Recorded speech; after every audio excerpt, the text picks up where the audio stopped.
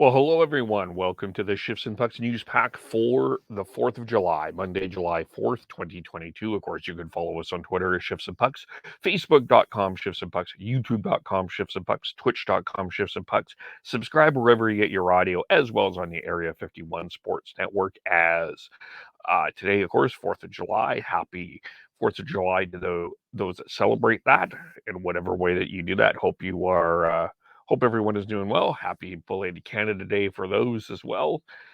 Celebrating or reflecting on that, as well as, of course, we did our podcast. Sean, Chris, and I did a podcast last night recapping what's going on with the Calgary Flames, what's going on with the Vancouver Canucks, the coaching moves, and the possible player moves out there. So check that out as well. Tonight, Sean and I will be having Derek Newmeyer on for a draft preview as well. So that's something to watch out for, as we'll talk with Derek about the draft today. It will be 6:30 Pacific, 7:30 Mountain. Watch out for that as well.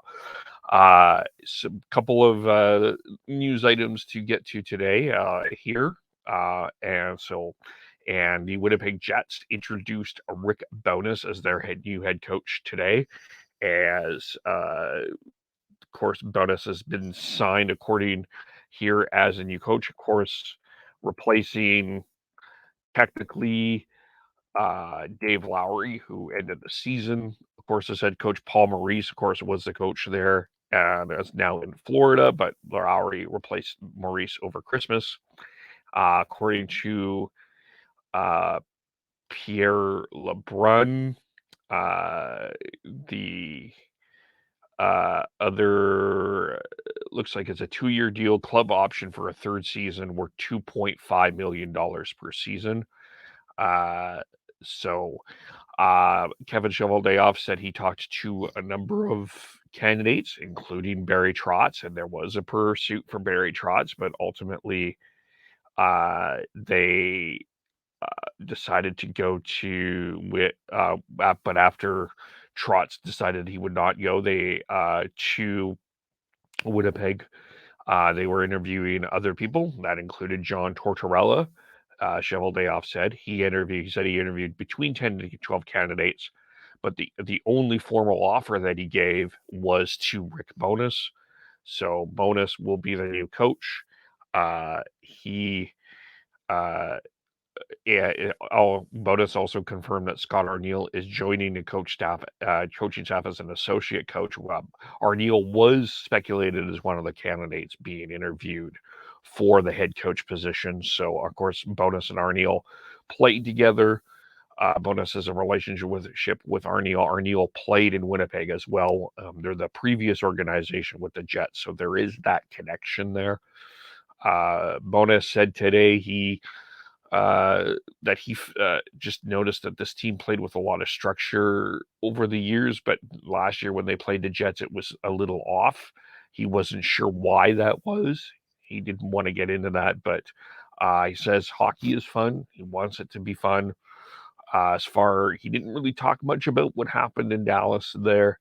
But he said that they both just didn't really talk about an extension. He didn't talk about an extension. Management didn't talk about an extension. So that was what's going on there. So we'll see what Winnipeg does next now that they have the head coach. Of course, they've got a lot of decisions to make, big ones being about Scheifele, Dubois, and Blake Wheeler. Some talk around some other players as well, but those are sort of the big names that were there in Winnipeg. So we'll see what happens there. Kent Hughes of the Montreal Canadiens met with the Canadiens media today as well, and of course Montreal has the first pick in the draft. Then that is the question. Hughes said the decision is between Wright, Slafkovsky, and Cooley. He said if the draft was today, that we would pick him first overall, but he didn't close the door on the possibility of trading out from the number one pick, which he he did say that there's a stronger chance we'll move up with our second pick in the first round, and we'll trade the first pick. He also says Uh, he also says there's a good chance he'll try to obtain a second pick in the top 3. As it is, he'll trade the first overall. Basically, the Canadiens are saying they're open for business. He talked a bit about that all 3 players are playing in 3 different leagues, right? In CHL, Safkowski in Europe, and Cooley in college. He was asked if the expectation would be to be on the team, and he says that this is not the same circumstances. So ideally, that would be yes, but it depends on the situation there as well. As far as other Montreal Canadian situations, mentioned Alex Romanoff is expected to return to North America. So they should have him in the lineup next season. Not that he was injured, but he was in Russia. Everything seems to be okay there. And of course, with Luke Richardson being hired as the head coach in Chicago, the Canadiens are on the search for an assistant coach there, and that search is underway. Now, just to get into the draft part of this, Craig Button on TSN did his mock draft, and he does have Shane Wright going number 1. As here, we'll just go through how he has this set up. Of course, Bob McKenzie on his pick list, his scouts had Yuri Safkowski. And then he says Slavkovsky will go to second. He has Logan Cooley third to Arizona. And then, so that's how he has that. As far as what he has, Vancouver picking Owen Pickering, the defenseman from Swift Current. There, the first WHL pick would be in Anaheim, and they would take Kevin Korshinsky there as well. So that's Craig Button's mock draft list there. So we'll see in terms of the other Canadian teams. Of course, you've got Winnipeg would take Denton Matejchuk. He has Denton Matejchuk bound at number 30. Toronto would take Liam Ogren. Montreal would take Nathan Gauthier. Arizona would take Jaeger Furcus as well. So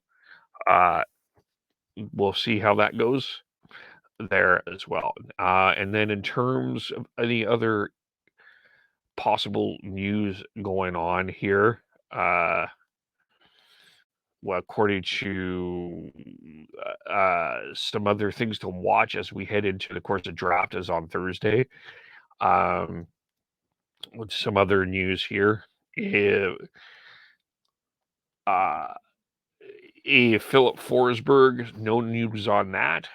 Still, some may be surprised that a negotiation hasn't happened or an extension hasn't happened yet, but it sounds like that's going to be 8 years. And it sounds like they're about $500,000 apart, but there's 9 days to go. That's lots of time. And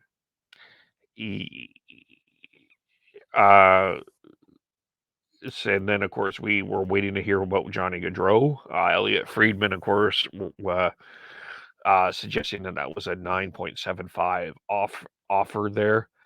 But waiting on that option. But we'll see. Still, LeBrun not sure.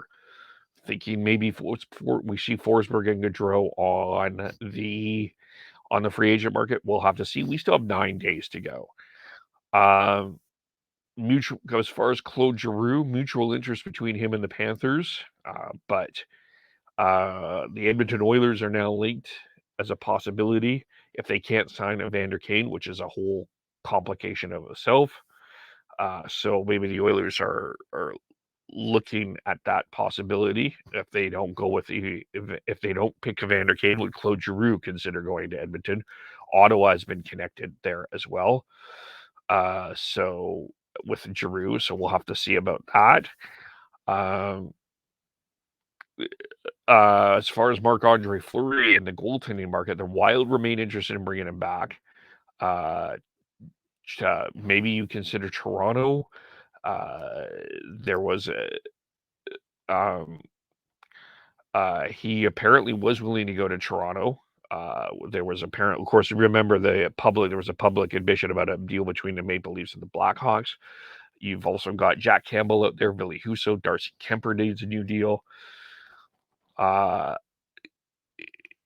maybe Colorado would be after Fleury. LeBrun is speculating on that. I would think that they probably go with Francouz, but we'll see. Maybe Fleury ends up in Colorado for their second run.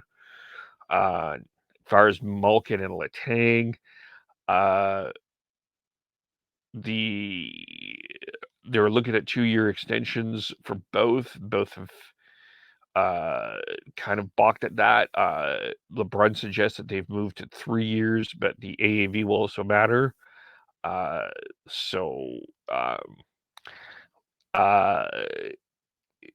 Possibly, I could see Letang staying in Pittsburgh. I do wonder about Evgeny Malkin. I think we see Evgeny Malkin on the market. I'm as certain. I as lock as I am as Philip Forsberg staying in Nashville. I think Evgeny Malkin ends up leaving Pittsburgh. I really do believe that that's happening. And Ilya Mikheyev from the Leafs is looking from 4.75 to 5.5. I don't know if he's going to get that, but he'll be on the market. He might get that. I don't suspect that. If he's waiting that, I think that might be a long wait for him. And as far as Mikhail Sergachev, according to Darren Dreger, he is reached out to Dan Milstein about seeing if he would take him on as an agent. He will be an RFA next year. His current deal is at $4.8 million. And still no, as far as Vander Kane goes, still no grievance hearing. That's not going to happen looking like before July 13th. And of course, that's the question. Do teams try to sign Kane, not knowing the results of that? What do you do if you sign Kane? What happens there? Does this become a buyout? That becomes a very complicated situation there. So that's some of the latest within the free agency part of this. And then we'll just end off here in Kamloops. Norm Daley is the new president of the Kamloops Blazers. He's the alternate governor as well. He's been chairing the advisory board of the Kamloops Blazers business operations since 2017. Of course, Don Moores passed away suddenly last June 2021. Tom Gagliardi said, "We are fortunate to have an accomplished leader like Norm in the Kamloops community take on this vital role, and his guidance will be monumental given the responsibility of hosting the Memorial Cup this season." Norm has been a committed Blazers fan for decades and was instrumental in the successful bid to hold the CHL championship in 2023, the Memorial Cup. It has been a difficult year after the sudden passing of a friend, John. Norm is the right person to step in and lead our franchise forward. He has been involved heavily in Kamloops. He was a co-chair of the 2016 Women's World Hockey Championships, volunteer chair of the 2014 Tim Hortons Brier. Of course, led the bid for the 2023 Memorial Cup that will be going on next year. He is coaching minor baseball and hockey, served on volunteer boards, the Kamloops Blazers Sports Society, and secretary treasurer for the TRU, Thompson River University Foundation. So well connected within Kamloops. So that's a good sign. That is the new president, Norm Daley. So keep an eye. We have some draft previews going up on the WHL and Area 51. So check those out as well. I wrote my first Flames article on the Area 51, looking at the 4 questions: Johnny Gaudreau, Matthew Tkachuk, Andrew Mangiapane, Andrew Oliver Shillington. Again, we have Derek Newmeyer tonight at 6:30 Pacific, 7:30 Mountain. And as we have a time with him before Derek heads off to Montreal for his first for the in-person draft, and we've got much more. So you can follow us all individually. Sean Beardy, Canuck 03, Tyler TNOBLE, Devin, who's out in Berlin right now, Gordhouse 09, Christian Schneid's SCHNEIDZ. I am KVOLE, Shifts on Pucks, Facebook, YouTube, Twitter, Twitch. Subscribe wherever you get your audio, as well as on the Area 51 Sports Network. Thanks everyone for watching and listening. We'll talk to you all very soon. Bye for now.